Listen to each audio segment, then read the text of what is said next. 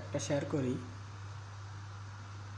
হলা পড়ালেখা করছে, এখন পুলিশে চাকরি পাইছে, হলা সুরুগার আরবির।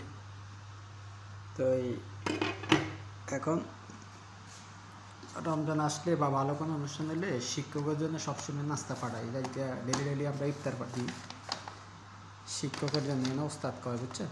তো ডেলি ডেলি এই জিনিসটা আমার তো আসলে ভালো লাগে। সে এখন পুলিশে চাকরি করে, বুঝছেন?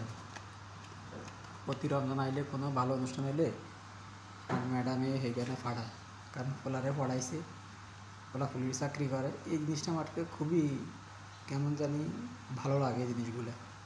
তো আপনারাও চেষ্টা করবেন ছেলে মেয়েকে যে জায়গায়, যে ওস্তাদের কাছে, যে শিক্ষকের কাছে, যে ম্যাডামের কাছে পড়ান, এই জিনিসগুলো খেয়াল রাখবেন। কারণ ওস্তাদের জন্য, যদি শিক্ষকের জন্য আপনি রমজান আসক, কোরবান আসক, কিছু টাকা, সব তো আর গরিব না, যারা গরিব আছে কিছু টাকা যদি বেশি দেন, এরা আরও আরামসে ভালো করে পড়াইব।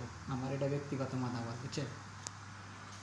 এই জিনিসটা আপনারা জানাইয়েন। আসলে আমার তো এই জিনিসটা খুবই ইন্টারেস্টিং লাগে যে এখন পুলিশে চাকরি করা হলাটা, এখন আমার ম্যাডামে সবসময় কোনো ভালো অনুষ্ঠান, রমজান বা যে কোনো হইলে বা মর্যাদা করলে গ্রস্ত, এখন যে 30টা রমজানে ওস্তাদের জন্য দেখা হবে।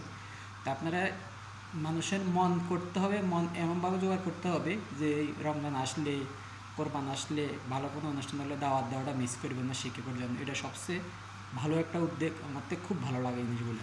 আপনার থেকে কেমন লাগে জানাইয়েন।